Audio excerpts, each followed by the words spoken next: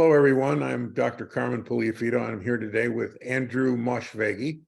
Andrew is a professor of ophthalmology at the USC Roski Eye Institute on the retina service there, and is director of the USC Retina Fellowship Program. Andrew, welcome back to Retina Synthesis. Thank you. Today we're going to talk about a novel delivery system for tyrosinase kinase inhibitor. Just to start with basics, what's the difference between a TKI, that is a tyrosinase kinase inhibitor, and an anti-VEGF agent like Lucentis or aflibercept?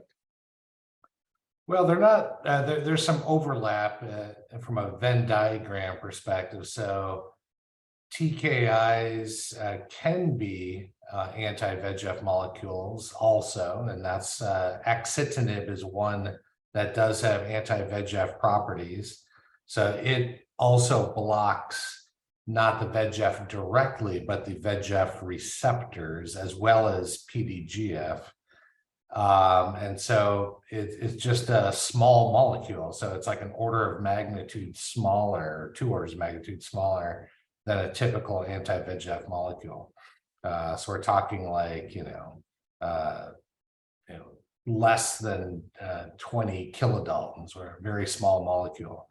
And instead of acting directly, sort of extracellularly, it acts through intracellular signaling. So unlike a typical anti-VEGF molecule, which may start mopping up VEGF in the sort of extracellular space, molecules like axitinib do so through intracellular signaling. So it doesn't have that really rapid onset of action, but it does have the potential for really high degrees of VEGF inhibition, similar to what we've come to expect with other anti-VEGF molecules. But when you couple it with something that keeps it around longer, then it has the potential to stay around for a very long time. There was lots of interest with TKIs for a long time, but delivery has always been a problem. Yeah, they're given for systemic indications. Axitinib, for example, is given for advanced renal cell carcinoma, and that's done intravenously. And with that approach, the molecule does have a fair amount of side effects. So obviously a systemic approach would not be the obvious choice for treating an intraocular disease for a variety of reasons, but not the least of which is the side effect profile of the drug when given in that manner. So Ocular Therapeutics has come up with a solution to the delivery. And what is that solution? Sure. Well, they have this hydrogel delivery platform, which is used for multiple indications, both approved as well as experimental in Ocular's pipeline. And basically, this is a proprietary bioreabsorbable polymer matrix derived from a polyethylene glycol hydrogel. And basically, it can be programmed to disappear slowly over time at various time points. So just the developmental team can sort of change the nature of the hydrogel in such a way as to make it more slowly or more quickly reabsorb when coupled with the drug of choice. In this case, we coupled it with axitinib, which is the TKI that we talked about. What are the dimensions of the implant that's used? Yeah, so it's really small. It's basically it's less than 1 millimeter in length and about 0.2 millimeters in sort of diameter when viewed as a cylindrical object. It's given via a 25 gauge needle, and it hydrates upon contact with anything liquid such as the vitreous. So it gets a little bit larger than its dry dimensions, but it basically is quite small. The amount of volumetric displacement is on the order of like 8 microliters. So even though we're injecting inside the eye and it kind of looks big after it's been hydrated, it really doesn't take up that much space. Mm-hmm. How long does it elute drug? Sure. So the program timeframe is felt to be on the order of 9 to 11 months. We write in our presentations 6 to 12 months just to kind of be conservative, since it is still in phase 1 testing, and we're still learning more about it, and every patient's a little bit different. But basically, from our early experience, it seems like it's on the order of like 9 to 11 months or so. So you recently reported the 10-month results of the phase 1 trial. Could you describe to us the design of the trial? Sure. Yeah, so this was a US-based phase 1 study. It was multi-center randomized double-masked trial looking at patients with established wet AMD.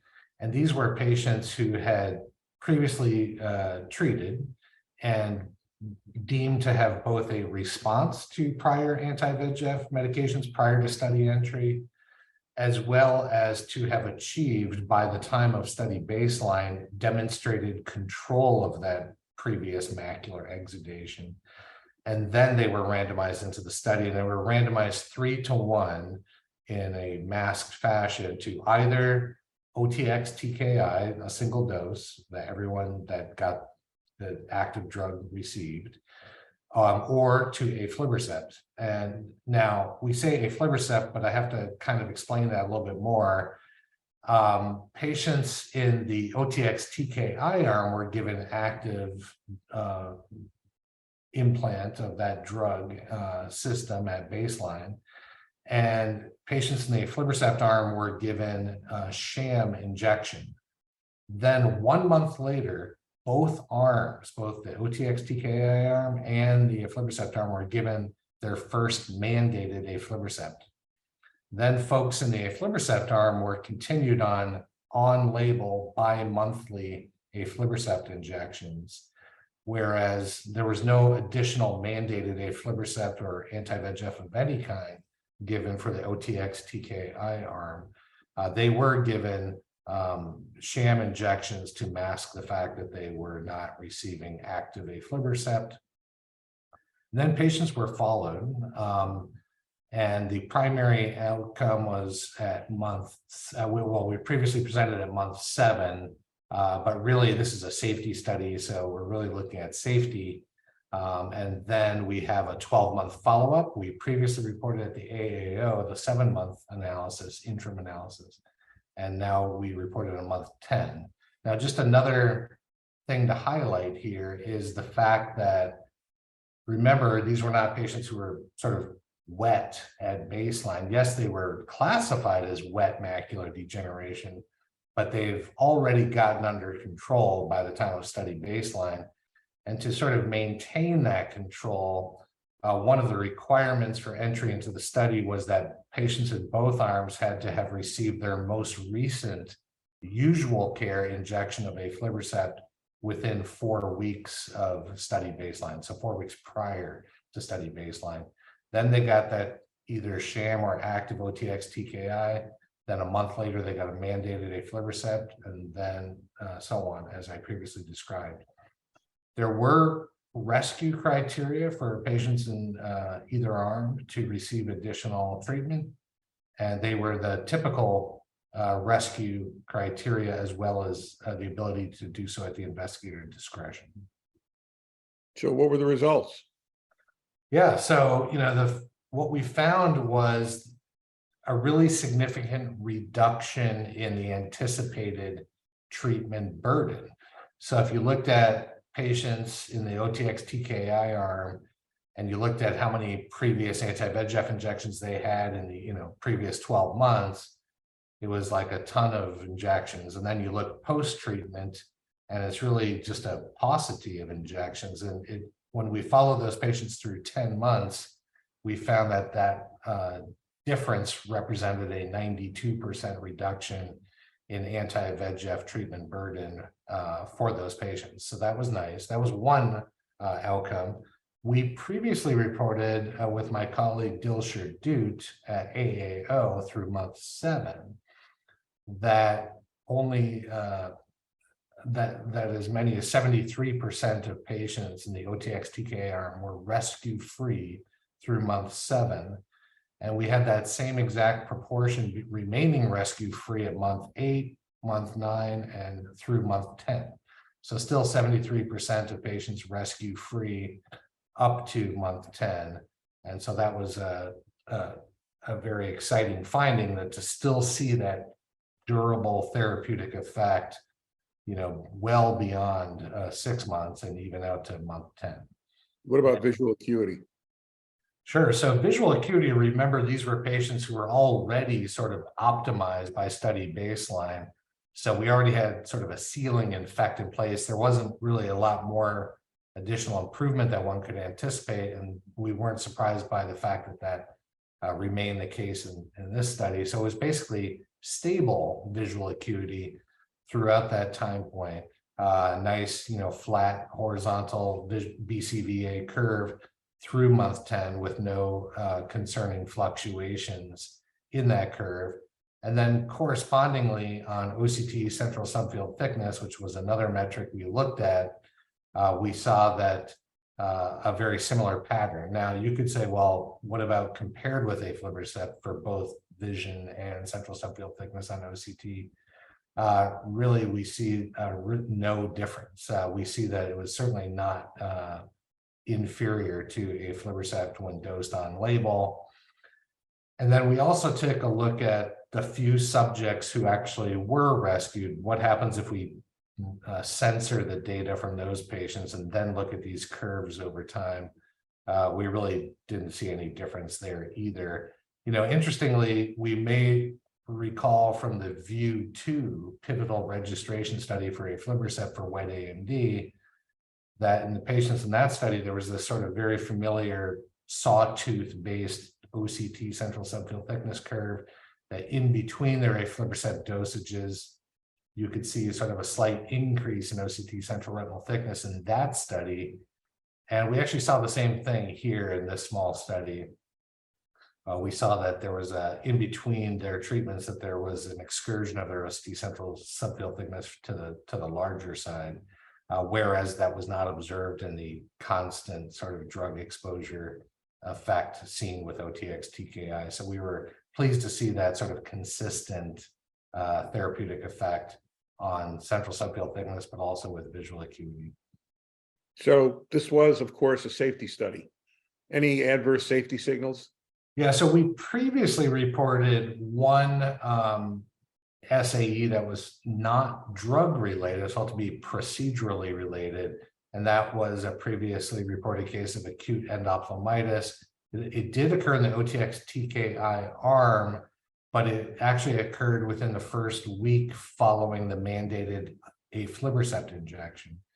So patients in that arm got aflibercept, you recall, at month 1, and this patient developed endophthalmitis following that injection. The patient did extremely well, subsequently was treated, and visual acuity had returned to baseline. I think it's close to 20/20 in that eye, even at last follow-up, and has done well. All the other events were your typical, injection procedure related events like elevated IOP and so on, but transiently after the injection, and were felt to be either mild or moderate, and not no any serious drug-related adverse events, or systemic ones for that matter. Well, this is a very early study, but the results are exciting. Yeah. How do you think that this would translate into the real world? Speculate. Yeah, so I think that, going down, let's say if you fast forward to the end of a pivotal study, and let's say we had this drug in our hands, and we extrapolate from what we've already seen with this drug, both with this study and the previous study from Australia, I think the way we would use this is similar to how we do PRP for diabetic retinopathy patients with proliferative diabetic retinopathy. How do we do that in the contemporary context? Well, in the old days, we would just do PRP like when it became evident that high-risk PDR was present. But nowadays, we often will start that patient, for example, with an anti-VEGF injection just to kind of get immediate control of the proliferative diabetic retinopathy. Then we've bought ourselves some time. We can bring the patient back when it's more convenient for us and for the patient to have their PRP. Now, so how is that different disease relevant to wet AMD? Well, we can kind of do the same thing. We can get immediate treatment effect with, let's say, an aflibercept injection or an anti-VEGF of your choosing. Then for long-term control, and hopefully with a similar reduction in treatment burden like the 92% we showed here, you can also expose them to the anti-VEGF effect from OTX TKI over the long term, and maybe only do 1 or 2 injections per year of any drug after that initial sort of drying effect gotten with the traditional anti-VEGF effect. So that would be like an ideal situation. And then if you had like a breakthrough patient, you could, similar to the few patients that got rescued in this study, you always have the traditional anti-VEGFs available to you to cover any patients who may need a little extra help. So it's a way of locking in a treatment response. Yeah, and maybe helping out with overall compliance by not overburdening the patient with injections. You might still see them pretty frequently just to monitor their status, but at least maybe we could hopefully reduce the burden substantially. So this product is OTX TKI, developed by Ocular Therapeutics. That's correct. Well, the product is Ocular Therapeutics' drug, drug system, so to speak. The drug itself is already FDA approved and available for other systemic indications, like I said, renal cell carcinoma. So, Andrew, thanks for the update, and we look forward to some more exciting results from TKI inhibition of neovascular AMD. Thank you very much.